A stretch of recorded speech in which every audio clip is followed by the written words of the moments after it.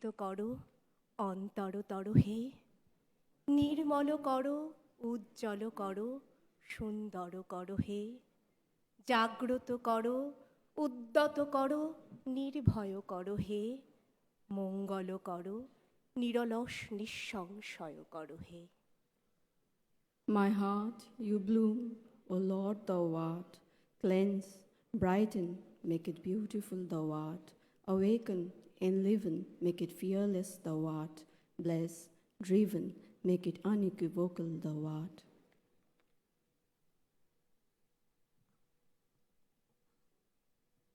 A warm welcome and a very good morning to the honorable dignitaries, judges of the district judiciary under the honorable high courts of Calcutta, Guwahati, Sikkim, Manipur, Meghalaya, and Tripura, ladies and gentlemen.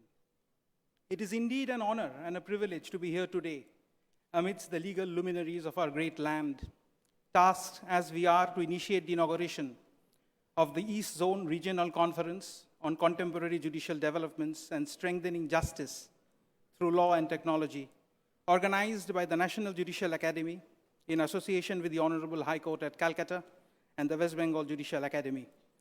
I am Arnab Ghoshal, and joining me is Sanchita. We are members of the West Bengal Judicial Service and are standing here today to usher in the commencement of a new chapter in our ongoing journey towards legal excellence and judicial innovation. We are honored to play our role on this auspicious occasion. This conference will emerge as the platform where ideas would be exchanged after cerebral discussions and deliberations, and new courses will be chartered for the advancement of our legal system. These 2 days would certainly be witness to an unfolding saga of legal wisdom meandering through the discussional channel embanked by topics ranging from constitutional morality to emerging and future technology aimed at effective judicial governance. So true, Sanchita. With no further ado, may we raise the curtain by calling on the dais our esteemed chief guest, the paterfamilias of the Indian judiciary, the Honorable Dr. Justice D.Y. Chandrachud, Chief Justice of India.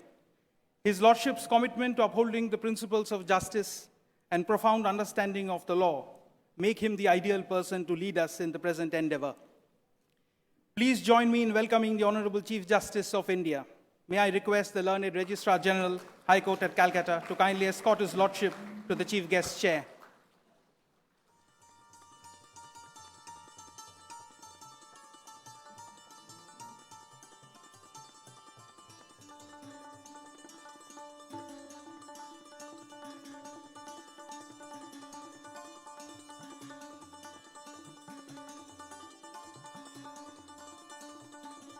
I would now request Srimati Mamata Banerjee, the Honorable Chief Minister of the State of West Bengal, to kindly accept her seat on the dais.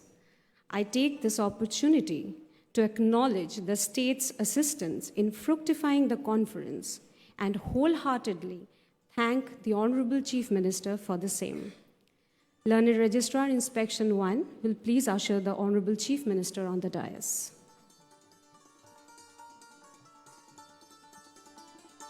May I now humbly call upon the dais the Honorable Mr. Justice Bhushan Ramkrishna Gavai, Judge, Supreme Court of India. His Lordship is not only a judge of the highest court of the land, but also a dedicated academic, adorning the chair of Chancellor, Maharashtra Law University, Nagpur.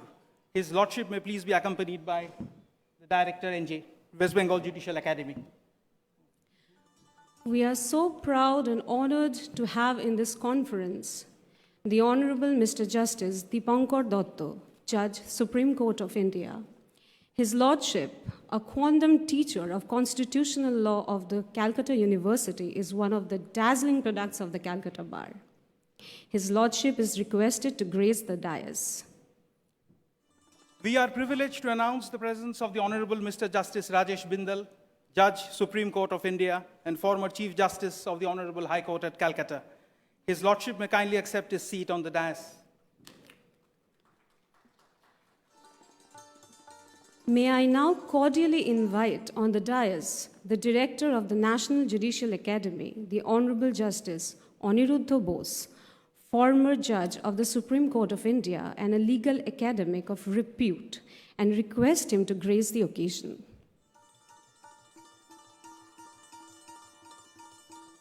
The Honorable the Chief Justice, High Court at Calcutta, Mr. Justice T.S. Shivagyanam, may please ascend the dais to preside over the inaugural session.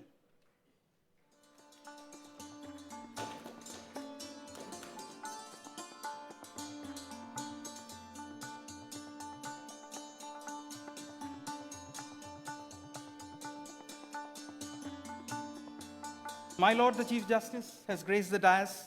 Before proceeding further, may we have the honor of pressing into service a few words of welcome and gratitude. We are blessed to have amidst us honorable former justices of the Supreme Court of India who are the daughters and sons of this pious land of Bengal. We are thankful for their kindness in accepting the invite and to attend and grace this conference. I may now proclaim the benign presence amidst us of a distinguished jurist and the first law officer of the Union of India, Mr. R. Venkataramani, Attorney General for India. We are honored to have amongst us the Honorable Chief Justices of the participating states. We welcome you, my lords. I would now humbly request the honorable dignitaries on the dais to participate in illumining the ceremonial lamp, the act epitomizing the trumping of ignorance by the élan vital of knowledge.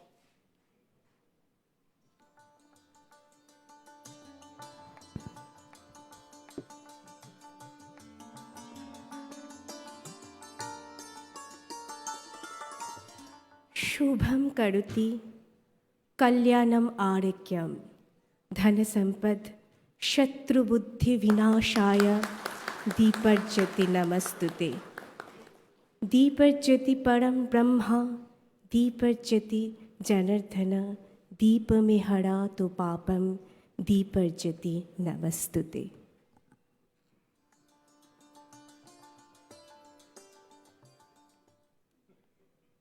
Temporal flow has brought us to that stage of this momentous event when the otherwise immeasurable gratitude seeks to objectify itself in felicitating memorabilia. The joyous ceremony must begin with the Honorable the Chief Justice of the High Court at Calcutta, Mr. Justice T.S. Shivagyanam, felicitating the Honorable Chief Justice of India, Justice D.Y. Chandrachud.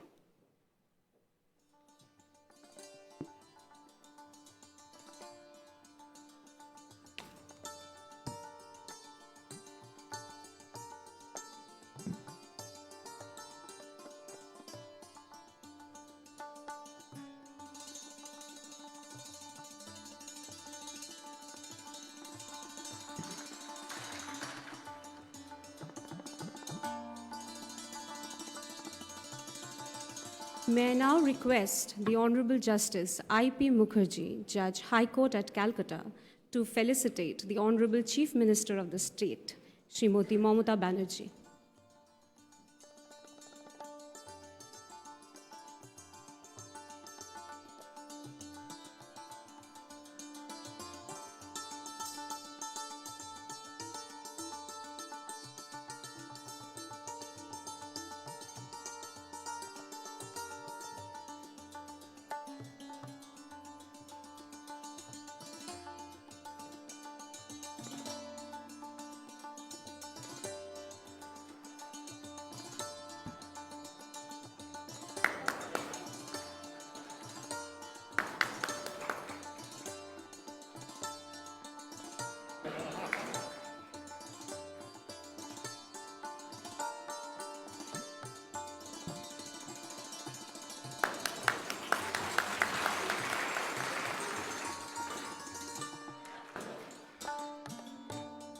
The Honorable Justice Harish Tandon, Judge, High Court at Calcutta, will please convey the small tokens of gratitude and commendation to the Honorable Justice B.R. Gavai, Judge of the Supreme Court of India.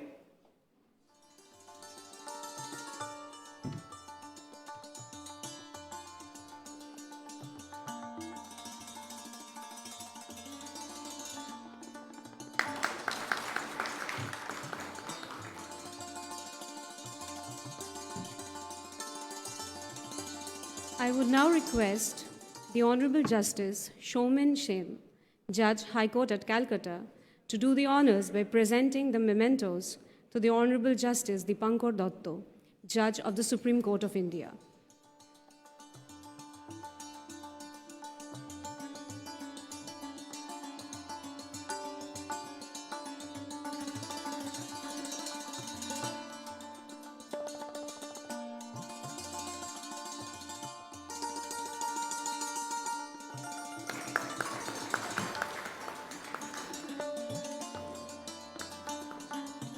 May I now request the Honorable Justice Joymallo Bagchi, Judge, High Court at Calcutta, to present the mementos to the Honorable Justice Rajesh Bindal, Judge, Supreme Court of India.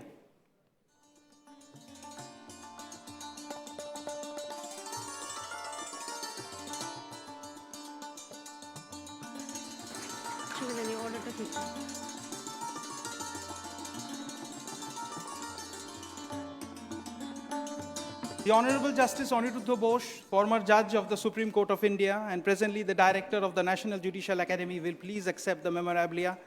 The Honorable Justice Orijit Banerjee, Judge, High Court at Calcutta, will please do the honors.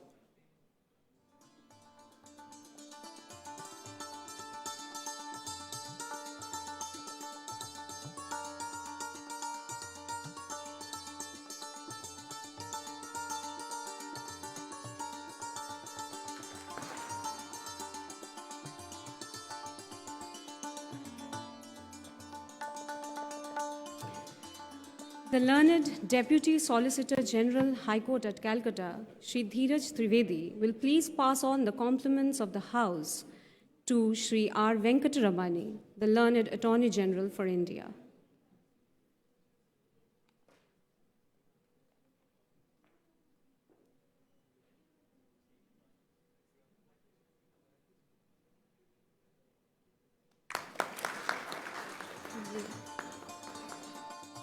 May I now request the Honorable Justice Topobroto Chakraborty, Judge, High Court at Calcutta, to felicitate the Honorable the Chief Justice of the High Court at Calcutta, Mr. Justice T.S. Shivagyanam.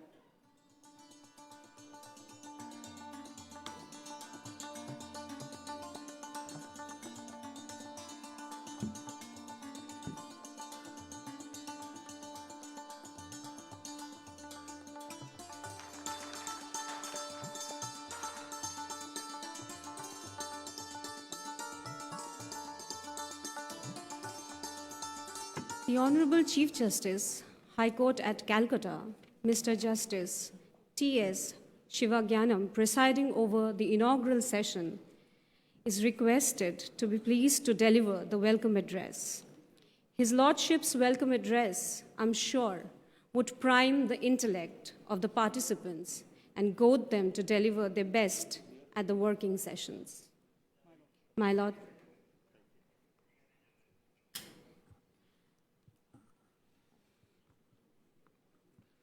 It's a proud moment for the High Court of Calcutta to host this regional conference in the City of Joy.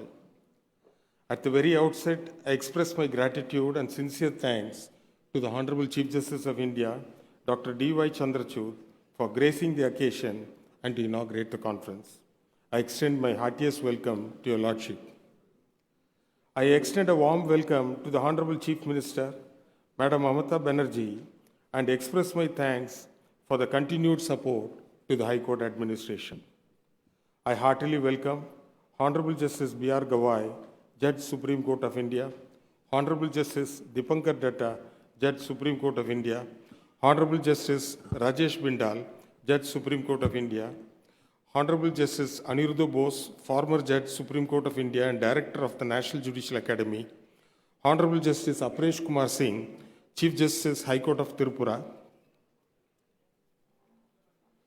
Honorable Justice S. Vaidyanathan, Chief Justice of Meghalaya, my sister and brother judges of the High Court of Calcutta and other high courts who have been invited as resource persons for the working session, Mr. R. Venkataramani, the learned Attorney General of India, the learned Deputy Solicitor General of India, the President and Secretary and office bearers of the three wings of the bar, the Chief Secretary of the Government of West Bengal, the registrars and the officers of the High Court, other special invitees, members of the print and electronic media, ladies and gentlemen, a warm welcome to all of you.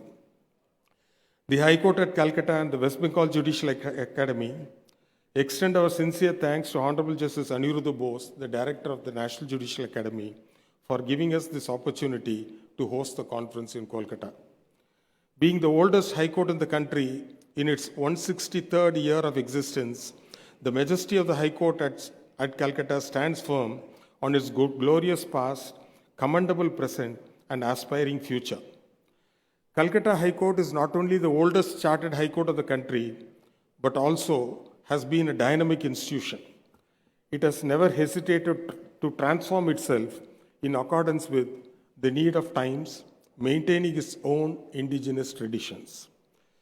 Its independent character and bold stance is best reflected in the words of one of the former Chief Justice, who commented while serving in the Judicial Committee of Privy Council. He overheard one of his colleagues say, "Calcutta High Court, oh, it's terribly independent, may it remain so." The High Court till today has lived to its image and championed the rule of law without fear or favor since the 19th century. 21st century is the era of information technology.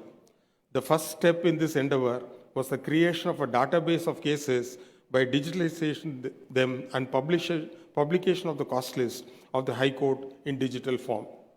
Keeping with the time, the Grand Maidan of Indian judiciary has transformed herself to meet the challenges of the digital world. Gradually, relevant rules of e-filing, etc. were introduced. By using the CIS platform, every aspect of a litigation, starting from its filing to uploading and communication of the orders, are on the digital platform, accessible to all in litigant-friendly manner. The web page of the Calcutta High Court has also been designed in a litigant-friendly layout, which is to be rolled out soon. Most of the things that a litigant needs to know about the court or its functioning are available on the web page. For example, annual reports, calendar, information relating to case status, orders, judgments, or particular information relating to commercial courts, display board of the mainland and the circuit benches, e-filing, e-gate pass, e-library are accessible through the web page. We are working on creating e-SCR, e-pay, e-RTA application, e-RTA status platforms, and they would be functional shortly. Other initiatives like Justice Clock for the High Court and the subordinate judiciary, the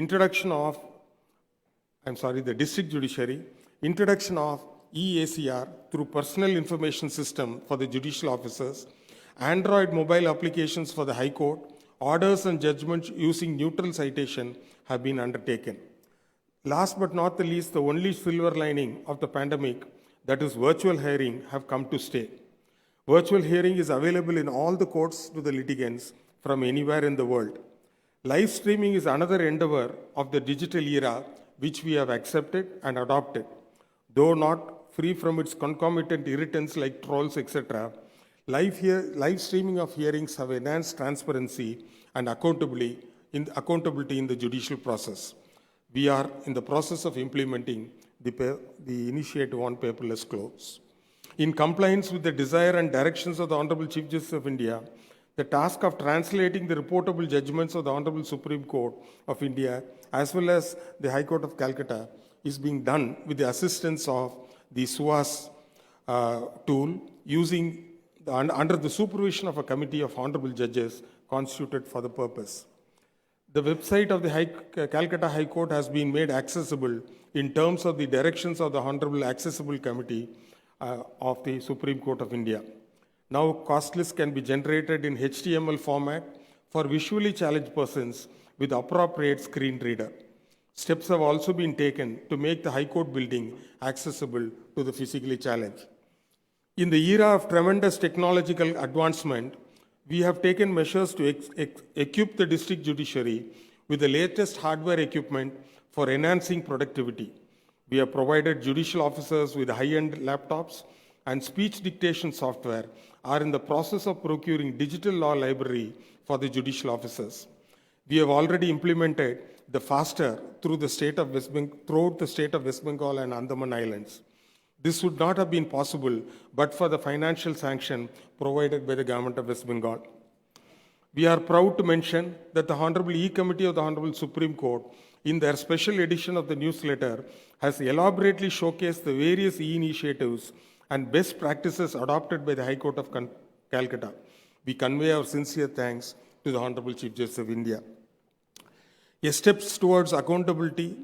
a step towards accountability, we are publishing annual report, enumerating yearly achievements and charting out a vision for the future.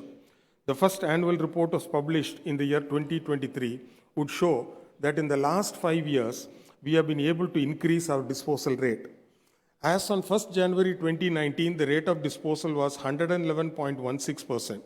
As on 1st January 2020, the rate of disposal was 81.72. As on 1st January 2021, it increased to 110.67.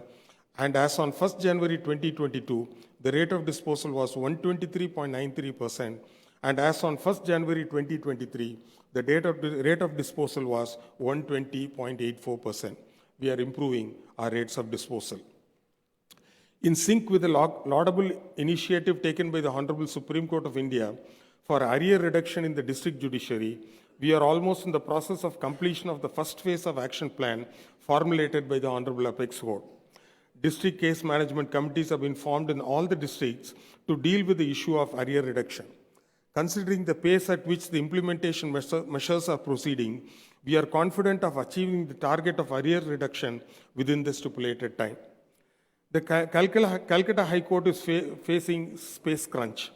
The Honorable Chief Minister has been gracious enough to hand over 9 floors of the new Secretariat building adjacent to the Calcutta High Court main building. We thank you, Madam, for the gesture.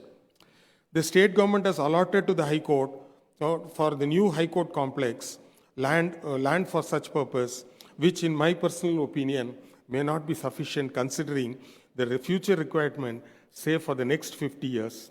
And the High Court will request the Honorable Chief Minister to consider and allot a larger extent of land. The work of construction of the circuit bench of the High Court at Jalpaiguri, High Court at Calcutta at Jalpaiguri is nearing completion, and we expect to inaugurate the grand structure very soon. West Bengal Judicial Academy was established in the year 2005. The academy had its humble beginning from Bijan Bhavan. The High Court Guest House. On 25th of February 2017, the academy building was inaugurated. Incidentally, Honorable Justice Dipankar Datta, who is present among us, was one of the members of the committee and had taken keen interest along with the then chairperson, other members and the then director of the academy in the construction and commencement of the building. To cater to the growing needs, the Judicial Academy proposed an expansion of the infrastructure by increasing the hostel strength and building a state-of-art auditorium, among other facilities. The proposal was accepted by the Government of West Bengal, and a sum of rupees 48 crores 62,33,034 has been sanctioned. The Academy has undertaken significant measures to improve the quality of judicial education imparted from its portals. It has partnered with international organizations like Central and East Europe Law Initiative to train master trainers in specialized area. One such program on anti-human trafficking was undertaken on 3rd and 4th February 2024, and another on transnational crime is scheduled to be conducted on 20th and 21st July 2024. Yesterday, the Honorable Chief Justice and other dignitaries released the primer, a pioneering effort of the West Bengal Judicial Academy under the chairmanship of Honorable Justice Joymala Bakshi for the purpose of capacity building of judges. It is a momentous occasion for the High Court at Calcutta and the West Bengal Judicial Academy to host such a luminous gathering. I hope it's a memorable experience for all of us, and it enriches and empowers us to serve the cause of justice and the people of our nation in a better way. I thank my brother and sister judges for their unstinted support, guidance, and assistance rendered to me both during my tenure as AD1 and after becoming the Chief Justice. I have very interesting anecdotes to share about each of my brother and sister judges. However, due to paucity of time, I am unable to do so. All that I can say is they all stood by me, helped me in discharge of my administrative functions. I convey my sincere thanks to the Learned Registrar General and the Learned Registrars, past and present, officers of my secretariat and other officers and staff for their tireless effort put in to enhance better functioning of the Calcutta High Court and to make the program a grand success. I am sure your Lordship's stay in Kolkata is comfortable, and if any other requirement is to be met, kindly let us know. We shall ensure the same. I once again extend a warm welcome to their Lordship and to one and all. Thank you. Jai Hind.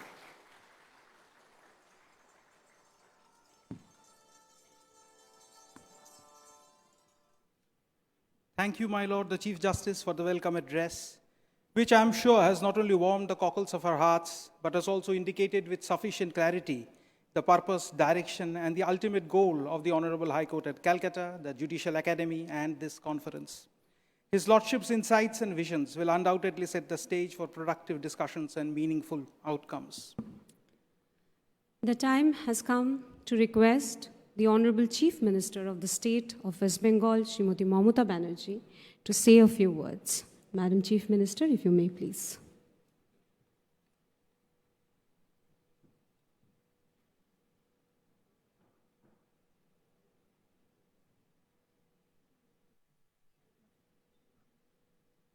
Thanks a lot for giving me this opportunity. I deem it is my proud privilege to be with all of you. And we are honored, our Honorable Chief Justice of Supreme Court of India, Honorable Chandrachudji is here. And you know, Chandrachudji's, this name is very popular because his father was also. And generation to generation, they are busy with this work and they serve the country and the people for a greater sense. So no need for introduction, but need for his revolutionary steps for digital India and for e-law system. Mr. Gawa, thank you so much for coming over here. Bindalji, Aniruddha Da, sorry, I should not say Aniruddha Da, but our Bengali, the habit is Dada and Didi. It is to give them respect. So, Mr. Aniruddha Bose, Dipankar Da and Dipankar Datta, আমাদের Chief Justice of Calcutta High Court, আমাদের হরিশ ট্যান্ডনজি, জয়মাল্য বাগচিজি, IP Mukherjee, Attorney General ji, my colleague, Law Minister Malay Ghatok, my Finance Minister Chandrima Bhattacharya, all the judges of Calcutta High Court, and all the judges from District Judiciary and Northeastern part also, and all the registered also. I don't know what to speak, but please consider me as your family member, because I also belongs to this law fraternity. In my life, 3-4 cases I also fought, and they offered me one ground. I preserve it. Whenever I'll be allowed to practice regularly, not for me, but for public works, for development works. And sometimes I have seen to give the briefing, it may not be proper in every cases. So it is better if we can fight ourselves, then at least who knows the things, at least may get the opportunity, because now also I am continuing the Bar Association membership. So please give me the live member. Every year giving the subscription, instead of that, give me the live membership, so that sometimes we also on behalf of people, I can assure you no money we will take for that, only voluntarily. Sir, thank you very much. This judiciary is an important temple for us. It is just like Mandir, Masjid, Gurudwara and Girja. It is our supreme authority for delivering the justice to the people. the last frontier for getting justice and upholding constitutional rights. I believe this judiciary is government of the judiciary, by the judiciary, for the judiciary. No. Government, this judiciary is of the people, by the people, and for the people. If judiciary cannot help us, means not me, the common people, then where the people will get the justice? When the people, any problem comes, when we have seen some atrocious, terrible things, then only we hope with a greater interest that only judiciary can solve this problem. And we just watch judiciary. We think they are our the big pillar of the foundation of this country to save the democracy, to save the constitution, and to save the people interest and everything. We are honored and grateful, and I think our privilege that Mr. Chandrachudji has initiated so many things, especially for digitization and e-judiciary, e-legal system. In our state, we are e-governance, we are number one, sir. You'll be happy to know.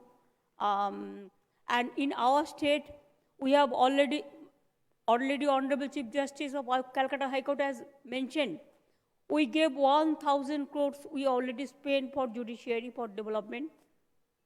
Also, we provided 70 acres of land, and also we provided land for another new high court. That's a Rajarhat, it's a posh area. You asked me one building, I gave it next day. I vacated this building for government, and next day I provided this. We have 88 fast-track court, though earlier Attorney General is here for his information. Earlier, Government of India should have provided the assistance for this fast-track court. But before 8 years ago, they have withdrawn all these facilities. But now we are running, we are the only state we are running 88 fast-track court. Out of that, 55 women fast-track court. And also we have 6 POSCO court. We have 19 human rights courts. We have so many courts like this, and also Jalpaiguri Circuit House, Circuit Bench also, it is new one. And our Judicial Academy, it is one of the biggest academy in the world, and it is very popular. We are proud of our students, and whoever is coming from the judiciary, they are the asset of the country and the asset of the world. Only my humble request will be to all of you.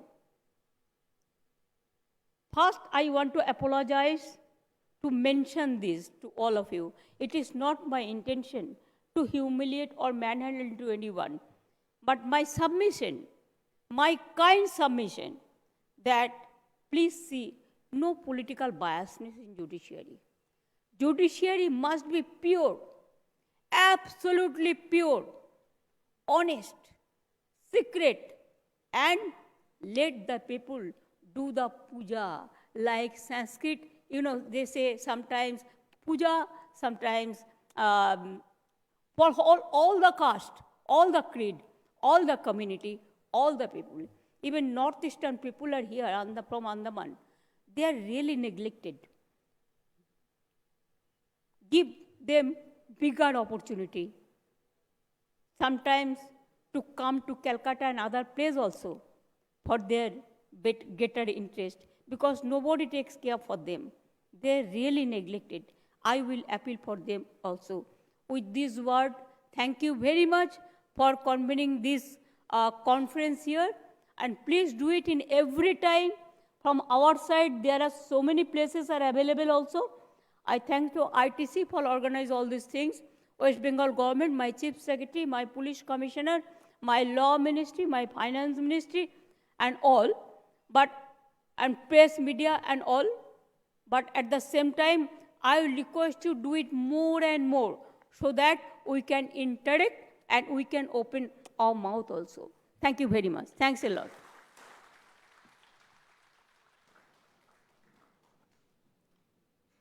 Thank you, Madam Chief Minister, for the special address. And now the honorable dignitaries present in this August conference, brothers and sisters of the District Judiciary, ladies and gentlemen, may I now call upon the Honorable Chief Justice of India, Dr. D.Y. Chandrachud, to give voice to the keynote address. My Lord, the Chief Justice of India.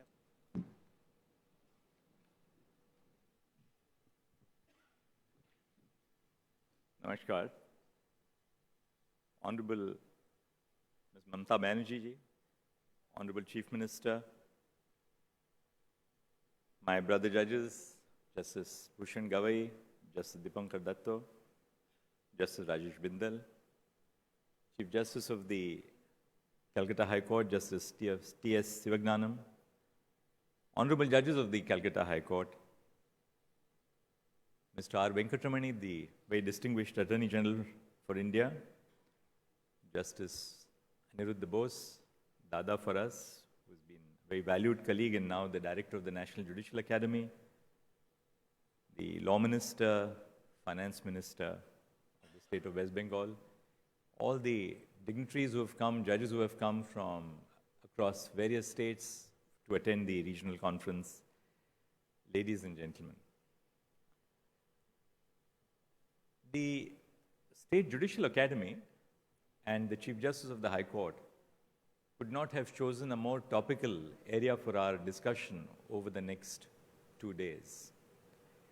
Essentially, this conference speaks of contemporary judicial developments and strengthening justice through law and technology.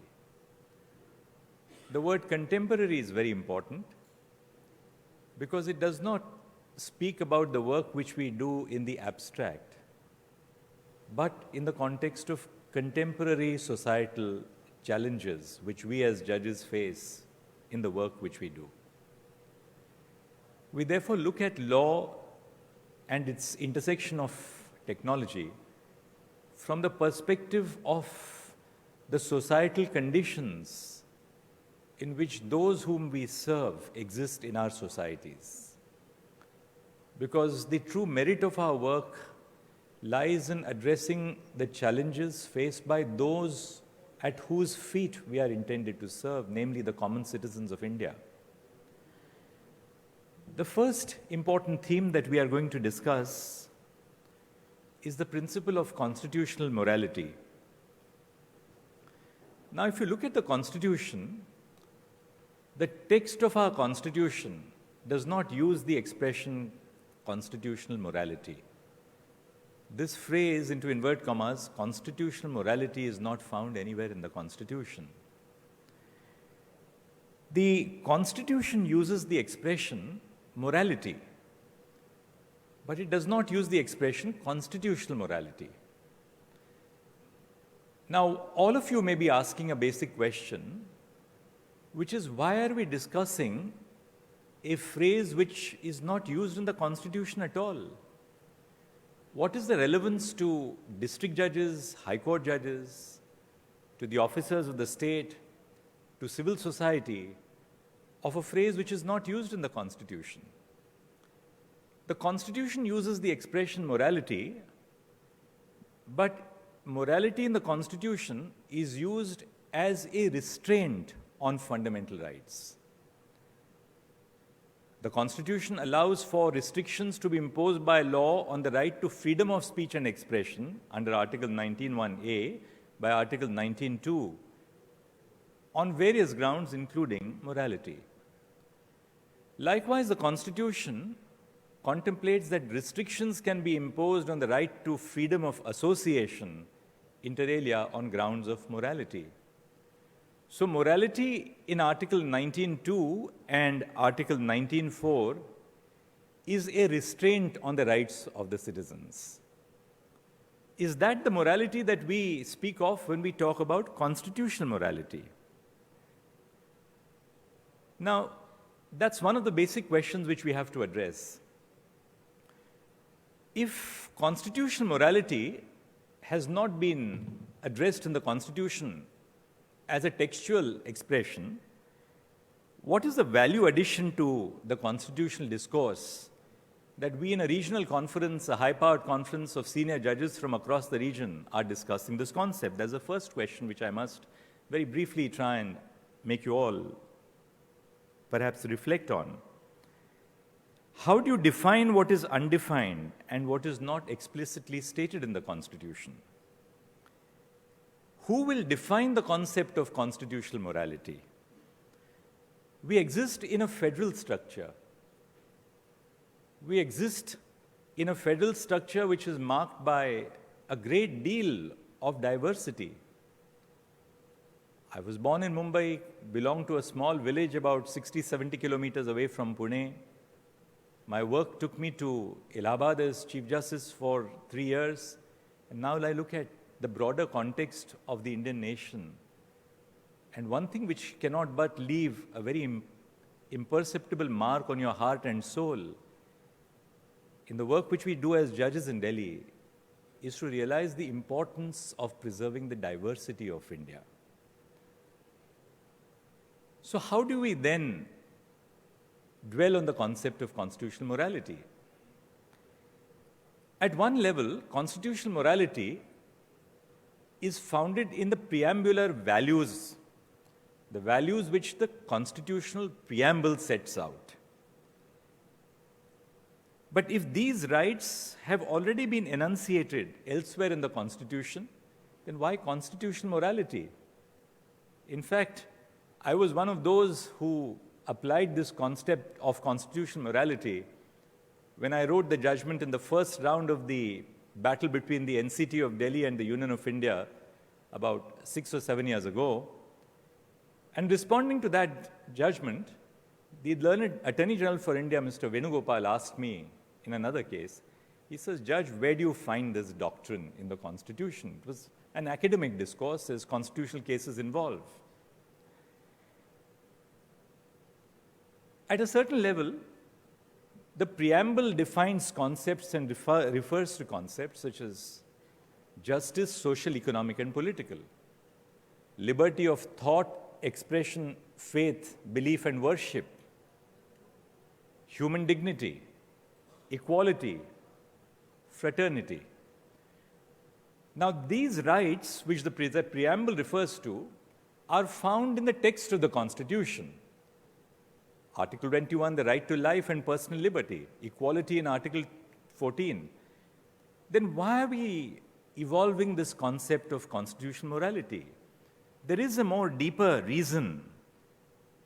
And that deeper reason for us to dwell on the concept of constitutional morality is that constitutional morality is an overarching principle which is derived from but is not confined to specific rights or values which are enshrined in the Constitution.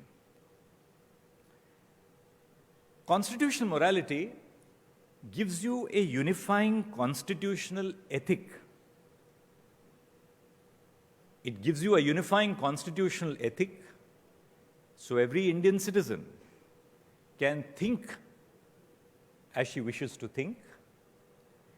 Every Indian citizen can speak as she wishes to speak.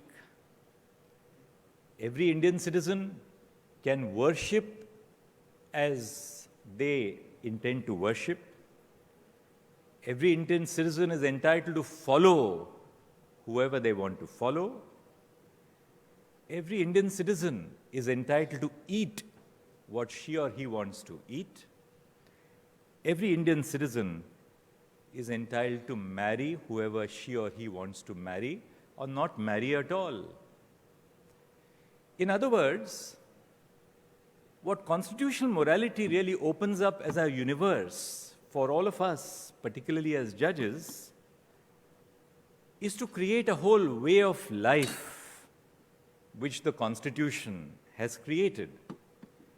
And that way of life is deeply cognizant of the fact that India does not exist only in large cities, but it goes down to the smallest village and the smallest taluka across the nation, connected or not connected, communicable or not communicable, accessible or otherwise.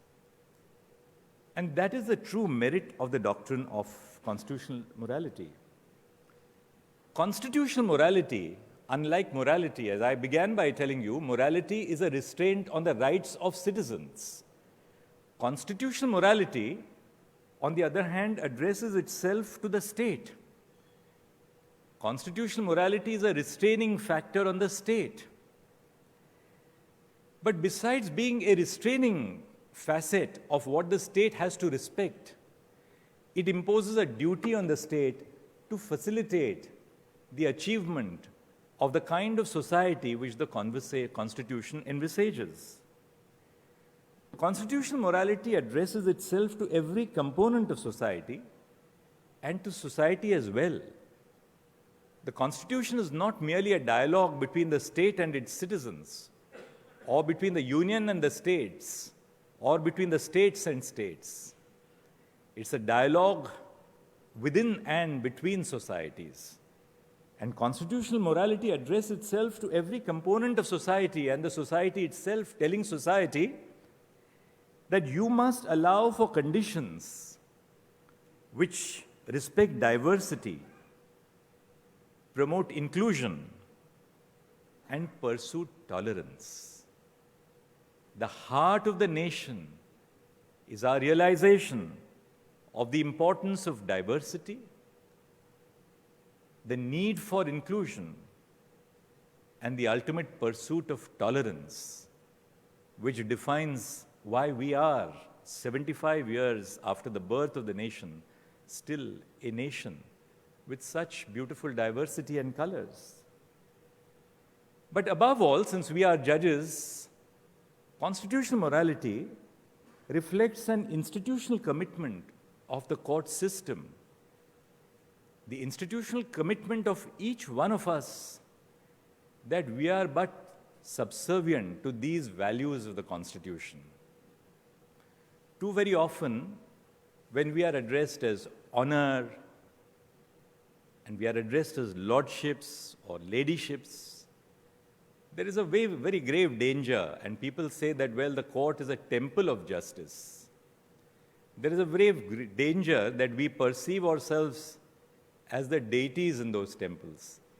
Therefore, speaking for myself, though I have my own set of personal values which are deeply personal to me, I'm a little reticent when I'm told that this is a temple of justice.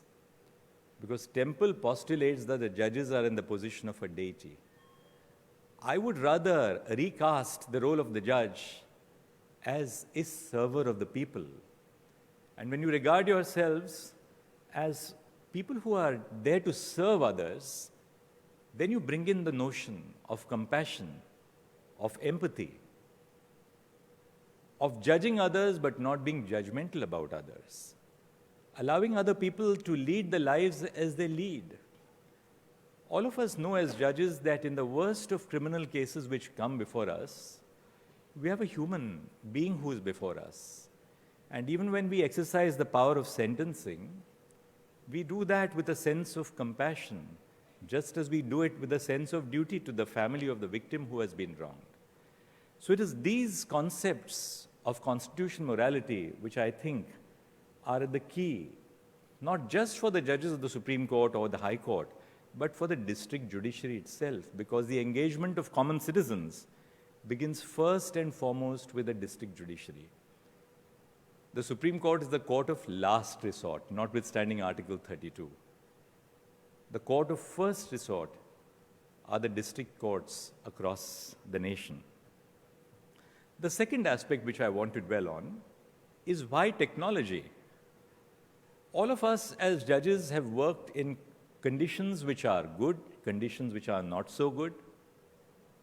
There is a variety, a wide variation in the manner and conditions in which our judges work. What is the relevance of technology to common citizens? The reason why I thought I must mention this, which is the second theme of the conference, is that our mission towards technology, which I've really advanced as almost a mission of my life over the last 5 years that I've been chairing the E-Committee of the Supreme Court, is not that we want to modernize the Indian judiciary for the sake of modernization. Modernization is ultimately a step in aid of something else that we want to achieve. The government expends large funds on modernizing the judiciary, and technology is no exception. Phase 3 of the e-courts project, Justice Bindal is going to chair that session, has an outlay of 7,000 crores. Now, what is the purpose of this 7,000 crores to the lives of common citizens? That workman whose services have been terminated, the tenant who is being evicted, that man in the farm who wants a mutation entry, a partition suit between brothers which is pending for so long. What is the relevance of technology to common people? First and foremost, and I'll highlight 3 facets. First, in the work which we do as courts, language is a central barrier to accessing justice and understanding the work which we do. First, all our textbooks are written in a language which is unknown to common citizens. Mullah's Transfer of Property Act in English, or Sirvai's Constitution of India, or D.D. Basu's Constitution of India, the shorter Constitution of India. How does the common citizen access those seminal words of the text which are meant for them? But technology can provide us with some answers. Language is a real problem. 37,000 judgments of the Supreme Court since independence have all been written in English. But these judgments deal with common citizens' problems, that right of maintenance to the woman, the right of someone who's accused of an offense under Section 498A to seek bail, the right of a person who's subject to a very serious offense to ensure that the offender is tried in accordance with law expeditiously. Now, technology has enabled us to translate the judgments which we are writing, and I'm glad that this mission which we began in the Supreme Court of translating, we have translated over 51,000 judgments. As I said, there are 37,000, but we are translating the judgments of the Supreme Court in every language which is recognized by the Constitution, including Bangla. I had to emphasize Bangla and Odia because my wife is very fond of Odia. Being an Odia and being very close to Bangla, of course, that's in a lighter vein. But apart from that, the purpose of doing all this in every language which is recognized by the Constitution is to take the work of the court to the homes and hearts of common citizens. And we are using machine learning software, AI-assisted software, for the purpose of translating these judgments, and the mission is on. Judgments of the Supreme Court has been translated into Bangla, into Tamil, into Gujarati, into Marathi, into Urdu, into Nepali, into Assamese. Every language the work is on with the use of technology. Another very important aspect, to access a judgment of the Supreme Court, and I dare say for the High Court as well, any young lawyer has to first and foremost subscribe to a law report. How many young lawyers can afford the cost of spending, say, 40 or 50,000 rupees a year for the purpose of subscribing to a judgment of the Supreme Court? Simple question. We write the judgments, but the judgments are on sale by private publishers. The delivered judgment is available on sale by private publishers. Is this not something that we have to remedy? Because we are the people who write the judgment. Is it not our duty to ensure that once the judgment is delivered, that it is made available to common citizens and to lawyers, young lawyers? And this is a part of changing the social character of the legal profession. Because who appears for the smaller citizens? Not the best lawyers in Delhi. Not probably the best lawyer in Kolkata or in Mumbai or Chennai. Those who appear for the workers, those who appear for those small farmers, the marginalized citizens, are those who belong to their communities. Therefore, we have to make our judgments available. And that is why we have now set in motion the digital Supreme Court reports. The digital Supreme Court reports is a free resource which we have provided for judges and lawyers across India, which makes available all the judgments of the Supreme Court in a digitized form, freely available on the website of the Supreme Court.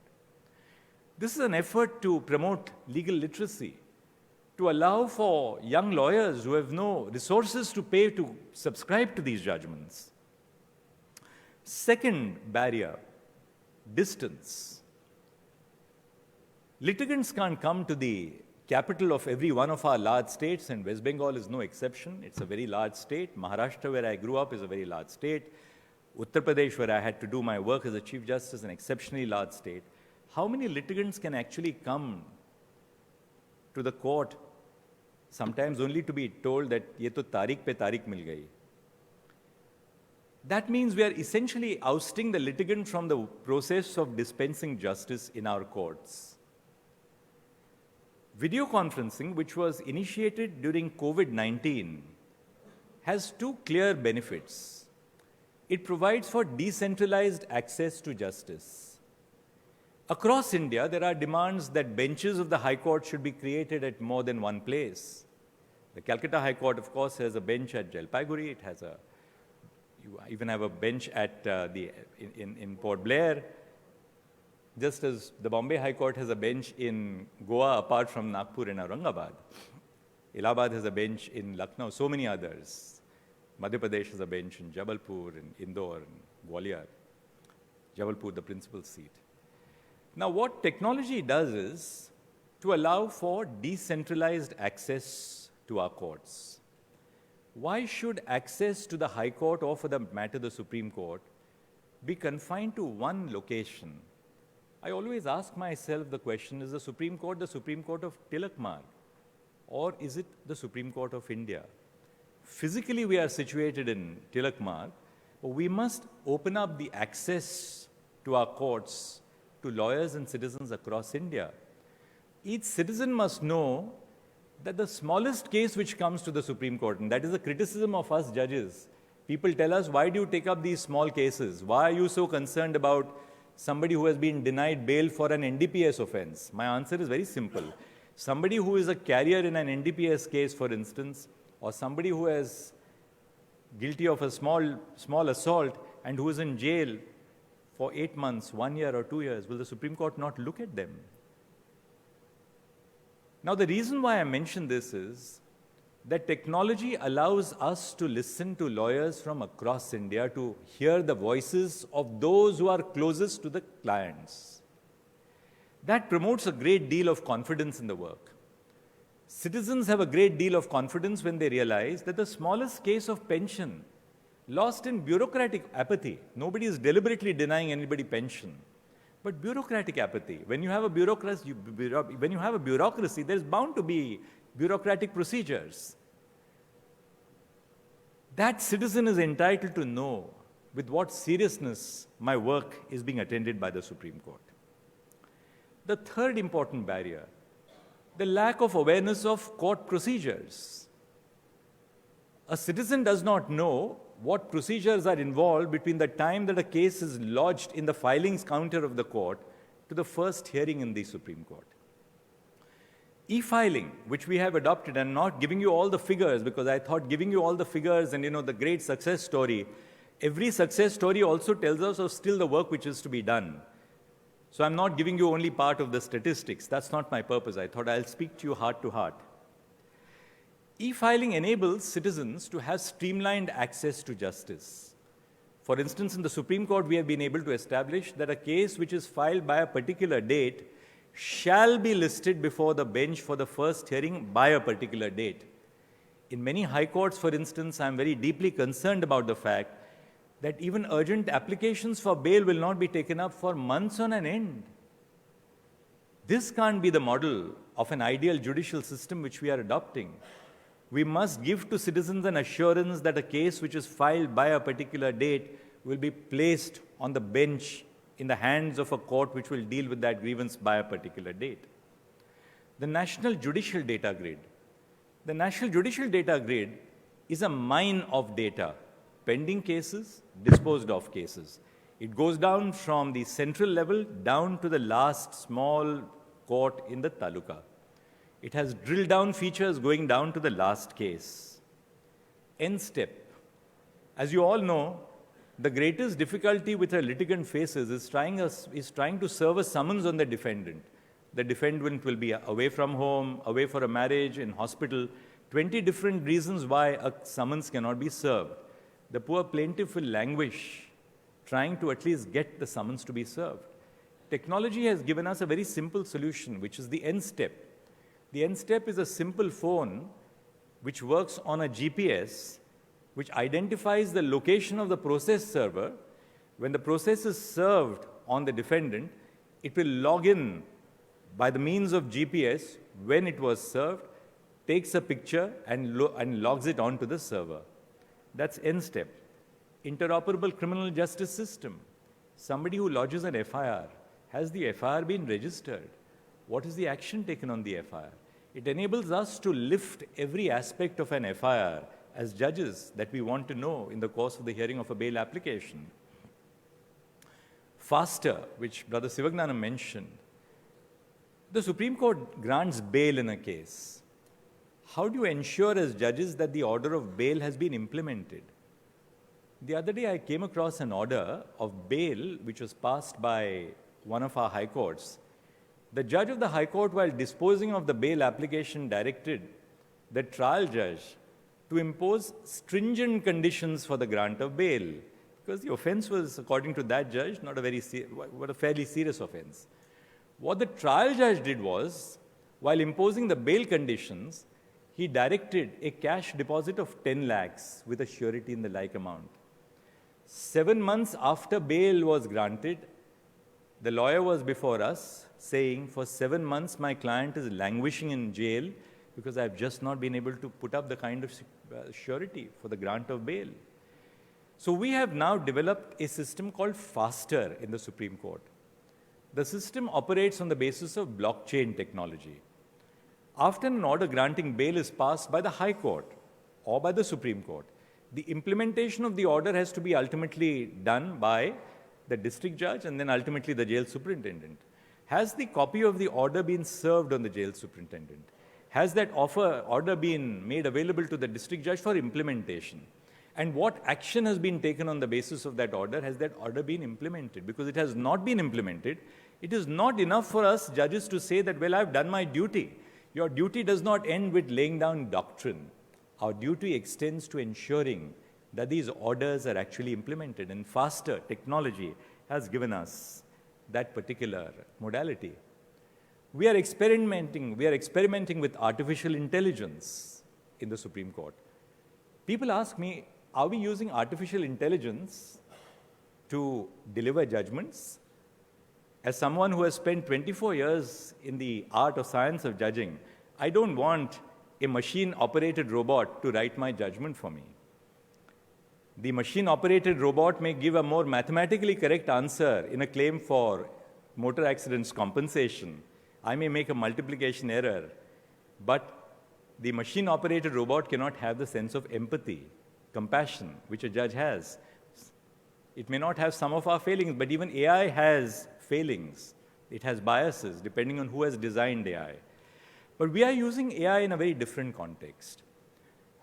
Cases are filed in our registries. Sometimes cases of a very high value are filed in our registries. The most resourced of citizens are able to ensure that their cases are fast-tracked, while the cases of the poorer citizens take a back seat. I do not want to dwell into that. All of you are conversant with the reasons for that. And I thought for myself, why cannot we use AI to completely replace, as far as we can, the human intervention in the verification of cases for defects? All that is done by the registries to mark out defects, court fees not paid, every page not signed, annexures not properly printed. Artificial intelligence can do that, and we are on the anvil of doing that in the Supreme Court very shortly. Categorization of cases. When a case comes before the court, it is assigned a particular category. Depending on the category to which the case is assigned, the judge gets earmarked. Brother Sivagnanam would announce a roster for judges that for the next session, these are the judges who will deal with Section 482 matters. These are the judges dealing with criminal appeals. Now, if the lawyer has misstated the case categorization, they can doctor the judge before whom the case will come. And I have come across this in the Supreme Court, where a wrong case categorization is given, and the case therefore goes not to Judge A, but to Judge B.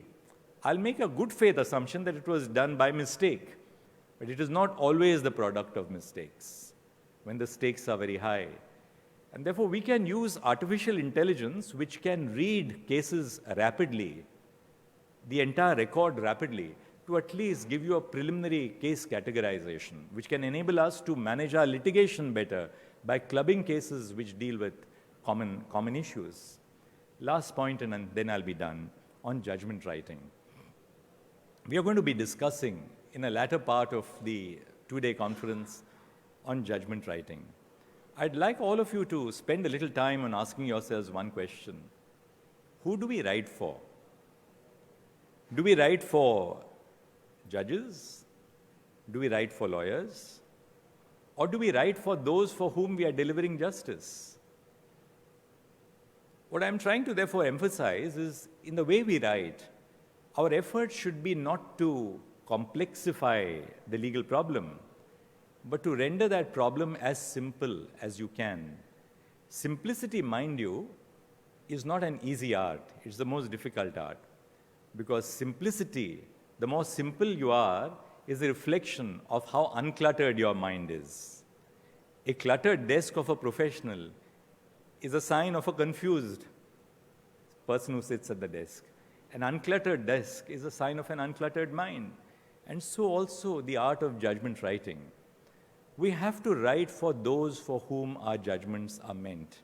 Namely, in simple language, without really too much of recourse to Latin to establish our influence or knowledge of the subject. I'm sure that these are issues which you will be discussing. Last point which I want to make, which is the point on which I began, the concept of constitutional morality. Increasingly, you find judges writing about their own ideologies and judgments. I'm not saying that judges do not possess their own personal philosophies. When I was a young member of the bar, we would always say that a particular judge is pro-landlord, or we thought that judge was pro-landlord. We thought a particular judge was pro-tenant. So everybody would run, if you had a case of a tenant, to a pro-tenant judge.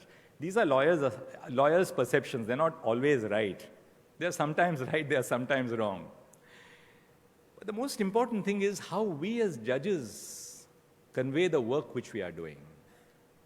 For instance, I find judges writing about the fact that I will not give a direction for protection, police protection to a couple, merely because that couple was in a consensual relationship outside marriage. But our law protects relationships in the nature of marriage which are not exactly marital relationships. Yet you find judges writing that if you have not entered into a marriage and you are yet staying together, I as a judge will not grant a direction of protection of that couple, that young couple, even if there's a risk that that couple may be subjected to an honor killing. Is that the true nature of a judge? Or are we giving effect to our own personal ideas about what is moral or immoral in place of constitutional morality? Or you come across a case where a judge has said that, well, because this was an interfaith marriage and you had not taken the permission of your parents, I'm not going to grant you the benefit of the protection of the law. Is the judge giving rise to, giving vent to their own personal view of how society should live their lives? Therefore, above all, in the work which we do as judges, and this is my last message before I conclude, please remember that we are servants of the Constitution. We are not masters of the Constitution. We may be masters of constitutional interpretation because the task of interpretation is given to us. But we are yet servants of the Constitution. And therefore, the values which we as judges have to espouse, whether you like them or not, these are the values which the Constitution has enshrined for us. What is a just society is not my imagination of what is a just society. What is a just society is the constitutional imagination, the constitutional vision, not the imagination of a just society. That is a society which is based on human dignity, fraternity, equality, liberty, respect for all, tolerance for all, and inclusion for all. With that, I thank you very much for inviting me. I'm grateful to you.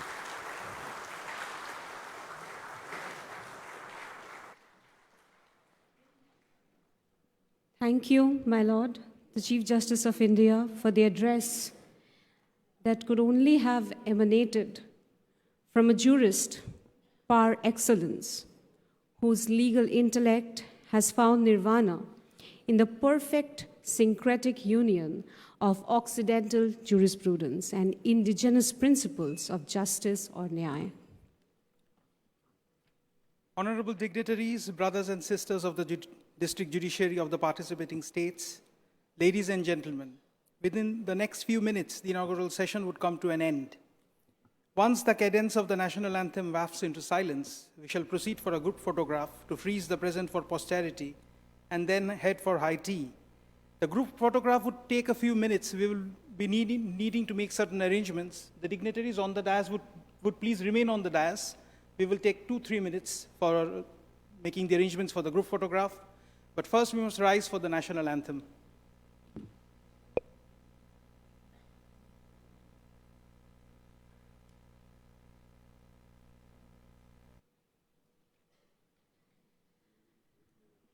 The first working session shall commence after high tea. After the high tea, the delegates are requested to proceed to the left. After departure of the honorable judges, the honorable judges will please proceed to the judges' lounge on the right for the high tea.